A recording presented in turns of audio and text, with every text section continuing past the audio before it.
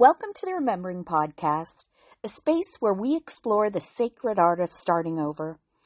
I'm your host, Martina Rutledge, and I created the Remembering Project after years of caregiving and grief to help people.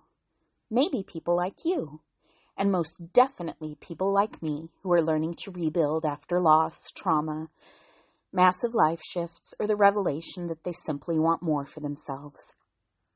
This project is about finding your way back to yourself, or forward into a new version of you after everything has changed.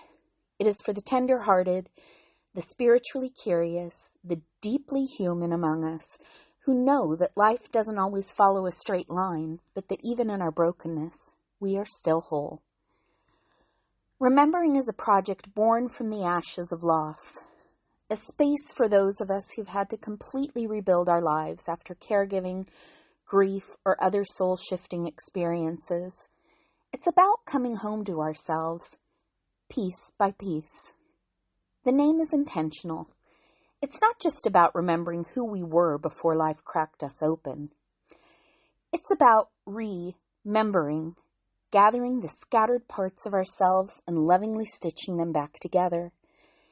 It honors both the sacredness of our stories and the truth that we are still whole, even in our brokenness. In many myths and sacred stories, this moment, the breaking, the undoing, is when the heroine's journey truly begins. Like Inanna descending into the underworld, we are stripped of everything we thought we were, only to emerge with a deeper truth.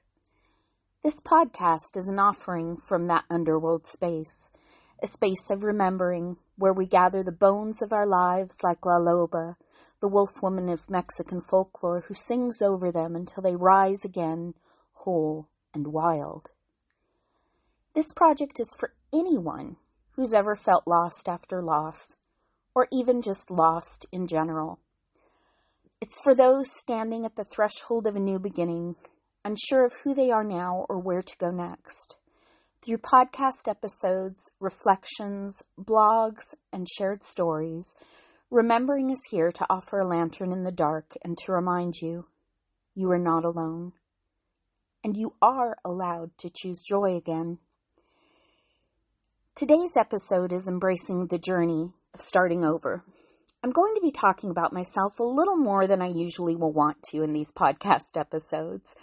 But I want you to get to know me, and I want you to get to know my story before we dive into future episodes where we discuss the art of sacred story as a lens for healing and finding your way back to self. So let's take a breath together and begin.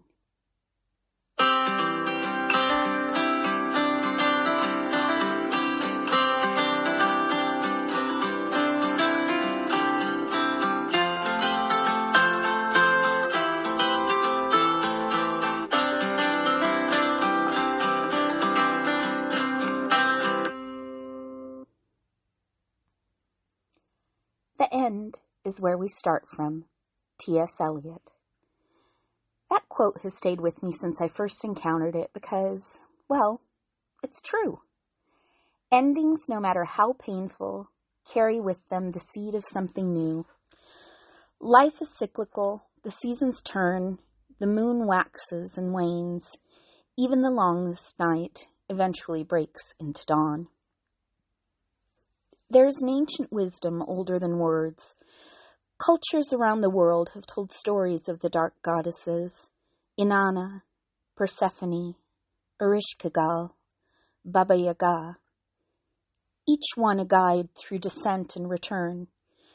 They remind us that life is not linear but spiral, that we must journey to the underworld to reclaim parts of ourselves we didn't even know we'd lost.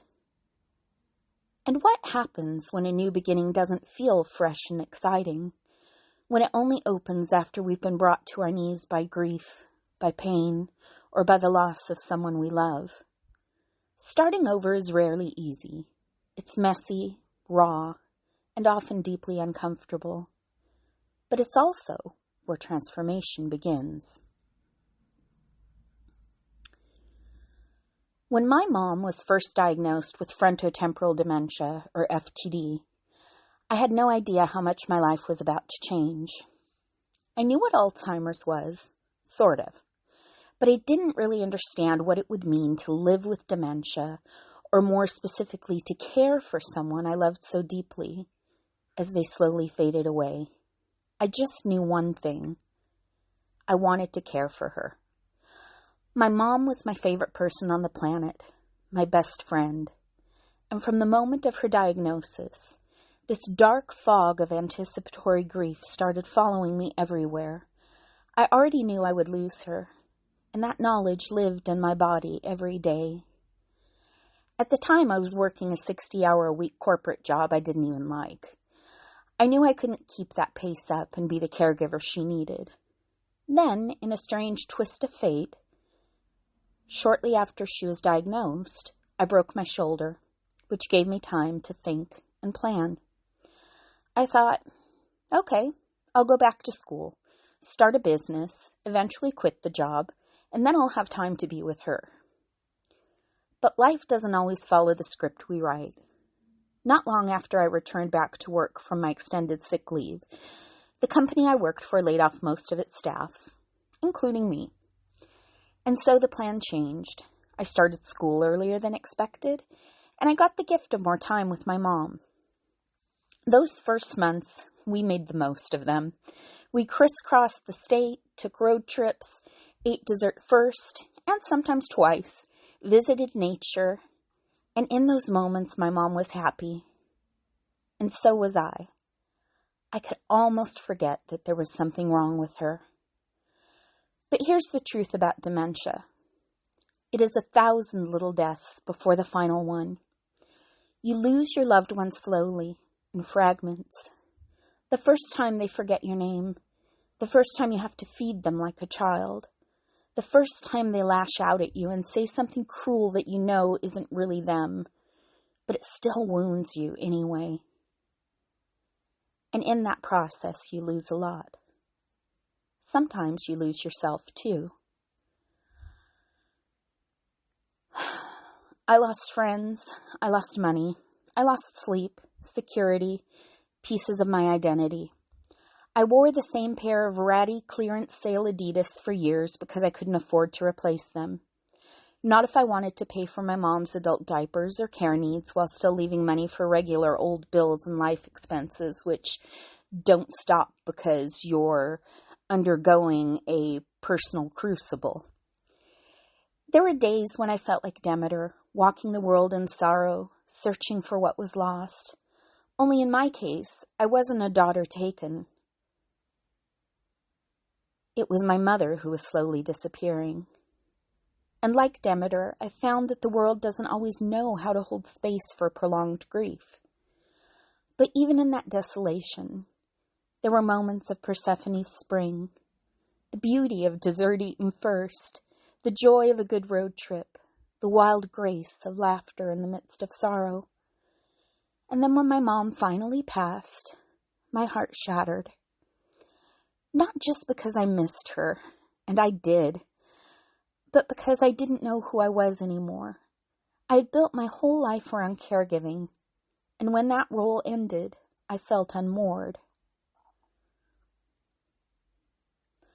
The world will tell you that starting over should be fast, that you should move on, get back to work, be okay. But that's not how grief works, and it's certainly not how healing works. Starting over is not a straight path.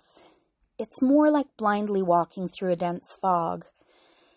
Some days you take a step forward. Some days you sit down and cry. And some days you catch a glimpse of something. A moment of peace, of remembering. And that glimpse becomes a tiny island you can rest on. They say grief comes in waves, but I've found that peace comes in islands. And the more we allow ourselves to truly feel, the more those islands begin to connect. In feminine wisdom traditions, we honor this ebb and flow, the waxing and waning, the stillness before the bloom. The crone doesn't rush the seed to grow. The wild woman doesn't apologize for her messy emotions, and the maiden, when she returns, does not do so naive, but renewed. Starting over isn't linear because life isn't linear. It spirals, like the moon, like the seasons, like we do. This is the wisdom of the crone. Not the Halloween witch caricature, but the real crone archetype. The one who has walked through fire and come out the other side, scorched but sovereign. She teaches us that there's power in patience, in presence, in listening deeply to the stories we carry. So how do you begin again? For me, it started by listening, really listening to my intuition. That inner voice is an ancient thing. It is the voice of the oracle at Delphi whispering from within. It is the song of the Sibyl, the knowing of the wise woman, the whisper of the inner goddess who says, "This way, come this way." Following it isn't always practical, but it is powerful. And I believe it's how we find our way home. By giving myself the permission to follow that voice to what made me feel alive again, slowly, I've started to seek out joy, spiritual alignment, freedom, and yes, magic. And here's the thing. Living a life aligned with your own joy is brave. It takes courage to walk away from the things and the people that no longer fit. It takes vulnerability to create, to share, to try new things even when you're afraid of being judged or rejected. It takes guts to say, I deserve to be happy. But that's what I believe now. After all I've been through, I know I deserve joy, peace, and meaningful work. I deserve deep connection with the people and animals I love. And you know what? So do you. We all go through loss. We all get knocked down. But we can rise. We can rebuild. We can remember who we are, who we came here to be, and what kind of life we want to create now. Like the goddess Inanna who descends to the underworld and is stripped of everything before she can return to the world above, radiant and renewed. We are all capable of rebirth. We are all being called back to ourselves. Thank you for being here with me today. If this episode spoke to you, I'd love for you to share it with someone else who may be walking their own path of starting over. And if you'd like to stay connected, come find me at the Remembering Project at www.martinarutledge.com. Until next time, be gentle with yourself. May you walk the path of the phoenix who rises from the ash with singed feathers and a wilder heart. May you carry the lantern of Hecate at the crossroads, knowing that even in the darkness you are guided. And may you remember not just who you are, but who you are becoming, sacred and whole. Your story isn't over. You're just beginning a new chapter, and it's going to be beautiful.